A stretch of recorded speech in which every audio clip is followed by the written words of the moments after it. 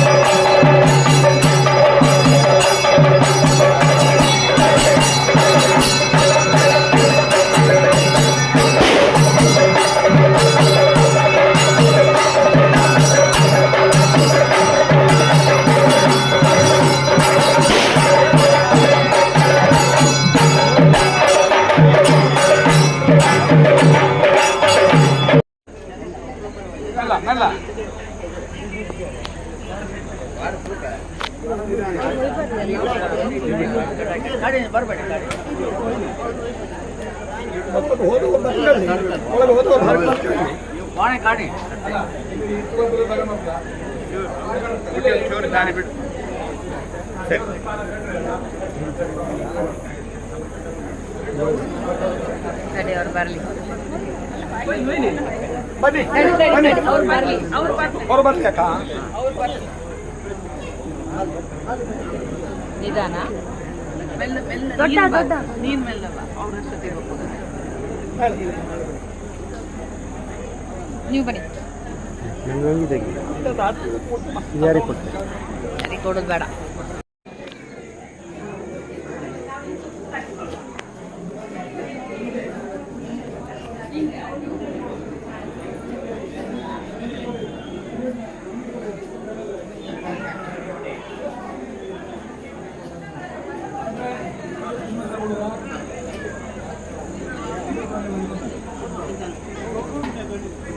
ನಿಧಾನ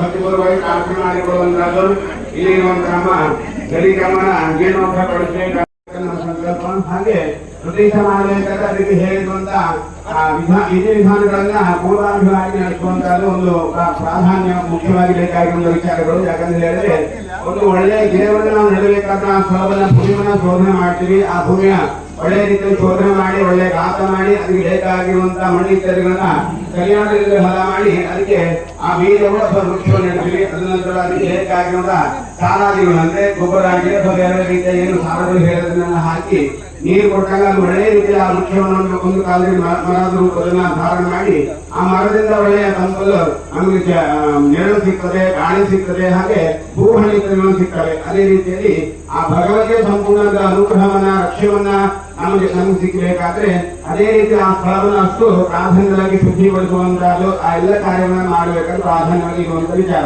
ಆ ವಿಚಾರದಲ್ಲಿ ನಾವು ಮೊತ್ತ ಮೊದಲಿಗೆ ಹರನಾದ ಸಪ್ತಶುದ್ಧಿ ನಿನ್ನೆ ನಾಗದೇವರಿಗೆ ವೈದಿಕ ರೀತಿಯಲ್ಲಿ ನಾವು ಮಾಡಿರುವಂತಹ ವಿಧಾನಗಳು ಇವತ್ತಿನ ದಿವಸದಲ್ಲೇ ಆ ಗರಿಕರ್ಮ ದುರ್ಗಾ ಪರಮೇಶ್ವರಿಗೆ ಆಗಮ ನಿಗಮ ಎರಡು ಶಾಸ್ತ್ರಗಳನ್ನ ಕೂಡಿಕೊಂಡು ತುಂಬಾ ವಿಶೇಷ ರೀತಿಯ ಒಂದು ಆಗಮ ಶಾಸ್ತ್ರವನ್ನು ಹೇಳಿಕೊಂಡು ಇವತ್ತು ಆ ಎಲ್ಲ ಕಾರ್ಯಗಳನ್ನು ಸಾಧಿಸಿದ್ದೀವಿ. ಮೊತ್ತ ಮೊದಲಿಗೆ ಖನನಾದ ಸಪ್ತಶುದ್ಧಿ ಈ ಭೂಮಿಯನ್ನು ಅಗಿಲಿಕ್ಕೆ ಅಥವಾ ಮರವನ್ನ ಕಡಿಲಿಕ್ಕೆ ಅಥವಾ ಆ ಪಾಷಾಣವನ್ನ ಛೇದರಿತರಾಗಿರುವ ದೋಷಗಳ ಪರಿಹಾರಗೋಸ್ಕರವಾಗಿ, ಹಾಗೆ ಬೇರೆ ಬೇರೆ ರೀತಿಯ ಏನಾದ್ರು ಪ್ರಾಣಿ ಪಕ್ಷಿಗಳು ಈ ಗುಡಿ ನಿರ್ಮಾಣ ಆದ ಹೋಗಿರುವಂತಹದ್ದು ತಪ್ಪೆ ಆಗಲಿ, ಕಾಗೆ ಆಗಲಿ ಅಥವಾ ಬೇರೆ ಬೇರೆ ಗುಡ್ಡೆ ಆಗಲಿ ಇತ್ಯಾದಿ ಏನಾದ್ರು ಪ್ರವೇಶ ಆಗಿದೆ ಅಥವಾ ಯಾರಾದ್ರೂ ಸೂರ್ಯಕಾರಣಿ ಆಗಿರುವಂತಹ ಸಮಯದಲ್ಲಿ ಬಂದು ಈ ಸ್ಥಳ ಗುಡಿಯನ್ನು ಪ್ರವೇಶ ಮಾಡಿರುವಂತ ಆಗಿದ್ರೆ ಅದೆಲ್ಲವೂ ಕೂಡ ಸೂಕ್ಷ್ಮವಾದ ದೋಷಗಳನ್ನು ಕರೀತೀವಿ ನಾವು. ಒಂದು ಈಗ ನಮ್ಗೆ ಏನಾದ್ರು ಶತ್ರು ಬಾಂಧವರು ಯಾರಾದ್ರೂ ಶತ್ರು ನಮ್ಗೆ ಹೊಡಿಲಿಕ್ಕೆ ಬಂದ್ರೆ ಮನುಷ್ಯನಾಗಿದ್ರೆ ನಮ್ಮ ಕಣ್ಣಿಗೆ ಕಾಣಿಸ್ಕೊಳ್ಳಲ್ಲ. ಆದ್ರೆ ಭೂತ ಪ್ರೇತ ಅಥವಾ ದುಷ್ಟ ಬೇರೆ ರೀತಿಯ ಶಕ್ತಿಗಳಾಗಿದೆ, ನೀವು ಇಂಗ್ಲಿಷ್ ಹೇಳಿದ್ರೆ ಸ್ಪಿರಿಟ್ ಆಗಿದೆ, ಅದು ನಮ್ಮ ಕಣ್ಣಿಗೆ ಗೋಚರ ಆಗುಲ್ಲ. ಅದೇ ರೀತಿ ಈ ದೋಷಗಳೆಲ್ಲ ಕಣ್ಣಿಗೆ ಗೋಚರವಾಗುದಿಲ್ಲ. ಅಂತ ದೋಷಗಳು ಅಲ್ಲಿ ಉಳ್ಕೊಂಡಿದ್ರೆ ಭಗವತಿಯ ಸಾನ್ನಿಧ್ಯವನ್ನ ಬೆಳೆಯಲಿಕ್ಕೆ ಬಿಡುವುದಿಲ್ಲ. ಅಲ್ಲಿ ಆ ಚೈತನ್ಯ ಶಕ್ತಿಯನ್ನ ಕುಂಠಿತ ಆಗುವಂತ ಸಾಧ್ಯತೆ. ಅದಕ್ಕೋಸ್ಕರವಾಗಿ ಕರ್ಣಾದಿ ಸಪ್ತಶುದ್ಧಿಗಳನ್ನು ನಡೆಸಿ ಅದಕ್ಕೆ ಪ್ರಾಸಾದ ಶುದ್ಧಿಯನ್ನು ಇವತ್ತಿನ ದಿವಸದಲ್ಲಿ ವಿಶೇಷ ರೀತಿಯಲ್ಲಿ ಭಟ್ರೆಲ್ಲ ಗುಡಿಸ್ತಿದ್ರು, ಪ್ರೋಕ್ಷಣೆ ಮಾಡ್ತಿದ್ರೆಲ್ಲ ನೀವು ಪಡೆಯಬೇಕು. ಹೋಮ ಮಾಡ್ತಿದ್ರು, ಅದೆಲ್ಲ ಕೂಡ ಪ್ರಾಸಾದ ಶುದ್ಧಿ ಅಂತ ಕಳೆದಬಿಟ್ಟಿದೆ. ಯಾವ್ದಾದ್ರು ಅಶುದ್ಧಿಯನ್ನ ಆಗಿದ್ರೆ ಆ ಪ್ರಾಸಾದವನ್ನ ಮತ್ತೊಬ್ಬರಿಗೆ ಅಶುದ್ಧ ಆಗುವುದು. ಪ್ರಾಸಾದ ಹೇಳುವುದು ಅಷ್ಟು ಪ್ರಾಧಾನ್ಯವಾಗಿರುವಂತಹ ಸ್ಥಳವನ್ನ ಅಂದ್ರೆ ಪ್ರಾಸಾದ ಶುದ್ಧಿಯನ್ನ ನಡೆಸಿ ಆ ಭಗವತಿಗೆ ರಾಕ್ಷೋತ್ನ ಹೋಮವನ್ನ ಹಾಗೆ ಪ್ರದೇಶಾಧಿವಾಸ ಹೋಮ ಇತ್ಯಾದಿಗಳನ್ನ ಹೇಳಿರುವಂತಹ ವಿಚಾರವನ್ನು ನಡೆಸಿದೀವಿ. ತದನಂತರವಾಗಿ ಬಿಂಬ ಶುದ್ಧಿಯನ್ನ ನಿನ್ನೆ ದಿವಸ ಹೇಳಿರುವ ರೀತಿಯಲ್ಲಿ ಈ ಮಣಮಂತ್ರವನ್ನು ನಿರ್ಮಾಣ ಮಾಡುವ ಸಮಯದಲ್ಲಿ ಶಿಲ್ಪಿಗ ಆಚಾರ್ಯ ಅದಕ್ಕೆ ಬೇಕಾಗಿರುವಂತಹ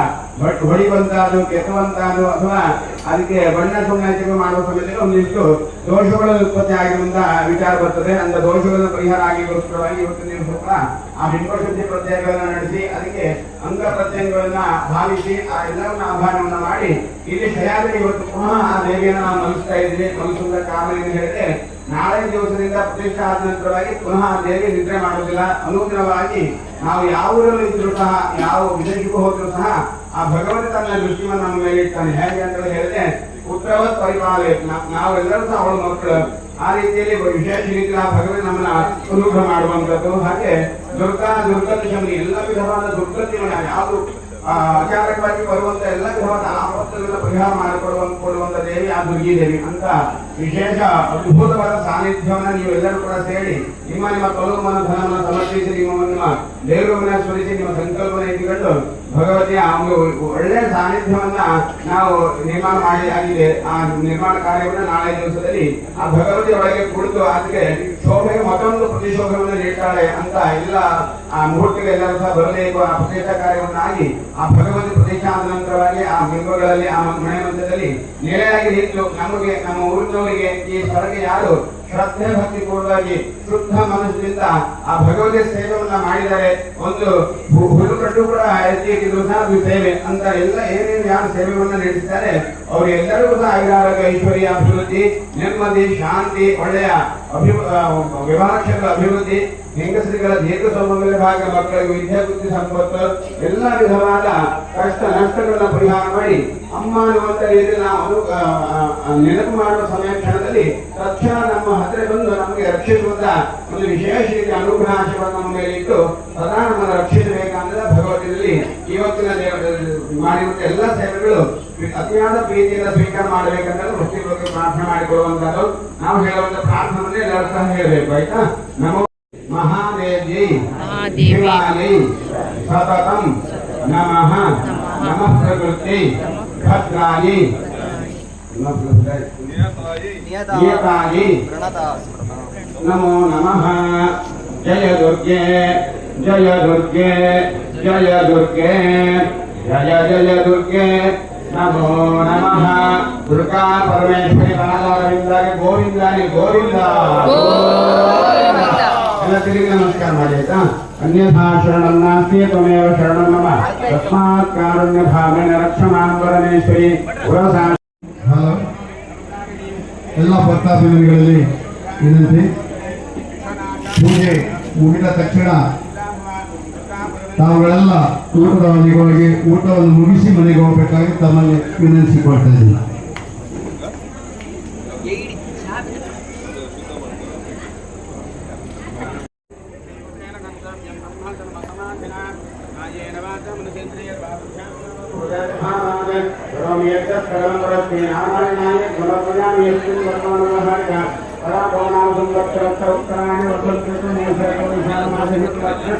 ಎಲ್ಲ ಗ್ರೂಪ್